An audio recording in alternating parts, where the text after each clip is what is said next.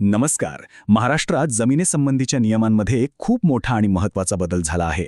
आपण अनेकदा ऐकतो की शेतजमिनीवर काही बांधकाम करायचं असेल तर NA म्हणजेच अकृषिक परवानगीची प्रक्रिया खूप किचकट असते. पण आता शासनाने ही संपूर्ण प्रक्रियाच बदलून टाकली आहे. तर हा निर्णय नेमका काय आहे आणि याचा सर्वसामान्यांना थेट कसा फायदा होणार आहे, हेच आज आपण सविस्तरपणे समजून घेणार आहोत. बघा, आत्तापर्यंत काय व्हायचं?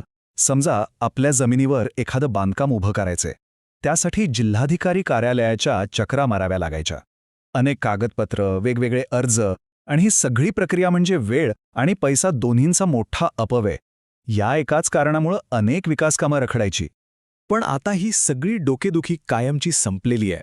शासनाने खरंच खूप मोठं एक ऐतिहासिक पाऊल उचललंय. ते म्हणजे महसूल विभागाकडून मिळणाऱ्या NA परवानगीची अटच आता काढून टाकण्यात आलीय. हो, आपण अगदी बरोबर ऐकत आहात. ही अट आता पूर्णपणे रद्द झालीय. याचा अर्थ अगदी सरळ आणि सोपा आहे. आता आपल्या जमिनीचा वापर अकृषिक कारणांसाठी करायचा असेल तर महसूल विभागाकडे जाऊन वेगळ्या परवानगीसाठी अर्ज करण्याची अजिबात गरज उरलेली नाही. या संपूर्ण बदलातील हीच सर्वात मोठी आणि दिलासा देणारी बाब आहे. मग आता स्वाभाविकच प्रश्न पडतो की जिल्हाधिकारी कार्यालयात जायचं नाही तर मग करायचं तरी काय? तर शासनाने याची जागा एका अत्यंत सोप्या आणि वेगवान प्रक्रियेने घेतली आहे. चला आपण पाहूया की ही नवी पद्धत नेमकी काम कशी करते. आता ही संपूर्ण प्रक्रिया फक्त 4 सोप्या टप्प्यांमध्ये विभागली आहे. सगळ्यात आधी आपल्याला थेट नगर रचना विभागाकडे म्हणजे आपल्या भागाच्या प्लॅनिंग अथॉरिटीकडे जायचं आहे. तिथे आपला लेआउट किंवा जो काही बांधकाम आराखडा आहे तो सादर करायचा. एकदा का तो मंजूर झाला की तिसरा टप्पा येतो, तो म्हणजे रूपांतरण अधिमूल्य किंवा कन्व्हर्जन प्रीमियम भरणं. आणि हे शुल्क भरलं की आपल्याला थेट बांधकाम परवानगी मिळून जाते. पाहिलं किती सरळ आणि सुटसुटीत झाली आहे ही प्रक्रिया? म्हणजे थोडक्यात सांगायचं तर सगळ्यात मोठा बदल काय झाला तर अधिकारांचं विकेंद्रीकरण झालंय. जी जबाबदारी पूर्वी जिल्हाधिकारी कार्यालयाकडे होती ती आता थेट नगर रचना विभागाकडे सोपवण्यात आली आहे. याचं कारणही तसंच आहे. बांधकाम आराखडे आणि त्याचे नियम हे त्यांनाच जास्त चांगले कळतात. यामुळे साहजिकच निर्णय प्रक्रिया खूप वेगवान होईल. हा बदल फक्त आपला वेळच वाचवत नाहीये, तर यामुळे पैशांचीही मोठी बचत होणार आहे. जुनी किचकट कर पद्धत आता हद्दपार झाली आहे आणि तिच्या जागी एक अत्यंत पारदर्शक आणि आर्थिकदृष्ट्या फायदेशीर व्यवस्था आणली गेली आहे. आठवण बघा, पूर्वी दरवर्षी NA टॅक्स भरावा लागायचा. ही एक कधीही न संपणारी जबाबदारी होती. पण आता ही वार्षिक डोकेदुखी संपली आहे. त्याऐवजी आयुष्यात फक्त एकदाच रूपांतरण अधिमूल्य म्हणजे कन्व्हर्जन प्रीमियम भरायचा आणि कायमची सुटका.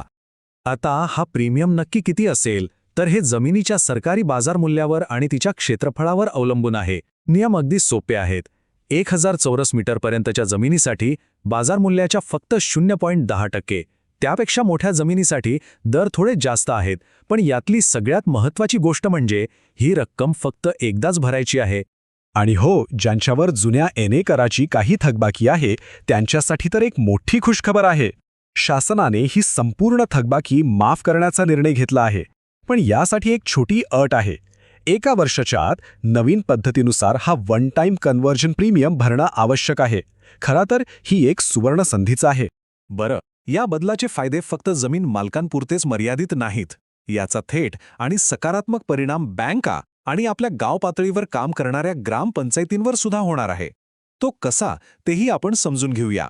अनेकदा काय व्हायचं की बांधकामासाठी कर्ज हवं असेल तर बँका NA सनद असल्याशिवाय कर्ज देत नसत. आता तसं होणार नाही. शासनाने बँकांना स्पष्ट निर्देश दिले आहेत की कर्जासाठी NA सनदची अट घालू नका. फक्त प्लॅनिंग अथॉरिटीची मंजुरी असेल तर कर्ज प्रक्रिया पूर्ण करावी. यामुळे अनेकांसाठी कर्जाचा मार्ग आता मोकळा झाला आहे. आता हा जो वन टाइम प्रीमियम भरला जाणार आहे तो पैसा जाणार कुठे? तर तो पैसा थेट स्थानिक विकासासाठी वापरला जाणार आहे. यातला तब्बल 50% वाटा हा थेट आपल्या जिल्हा परिषदेला आणि ग्रामपंचायतीला मिळणार आहे. म्हणजे आपल्याच पैशातून आपल्या गावात आणि परिसरात विकासाची कामं होणार आहेत. चला तर मग या मोठ्या बदलातले 4 मुख्य मुद्दे आपण पुन्हा एकदा लक्षात घेऊया. पहिलं, जिल्हाधिकाऱ्यांची किचकट NA परवानगी आता पूर्णपणे रद्द झाली आहे. दुसरं, सगळी प्रक्रिया आता नगर रचना विभागामार्फत चालणार, जी अत्यंत सोपी आणि वेगवान आहे. तिसरं, दरवर्षीच्या कराऐवजी आता फक्त एकदाच प्रीमियम भरायचं आहे. आणि चौथं, यामुळे कर्ज घेणं सोपं झालंय आणि स्थानिक विकासालाही चालना मिळणार आहे. खरंच किती मोठा आणि सकारात्मक बदल आहे हा. सरकारने प्रशासकीय अडथळे दूर करण्याच्या दिशेने हे एक अत्यंत महत्त्वाचं पाऊल उचललं आहे, यात शंका नाही. कागदोपत्री ही प्रक्रिया आता खूप सोपी झाली आहे, पण खरा प्रश्न आता आपल्या समोर आहे.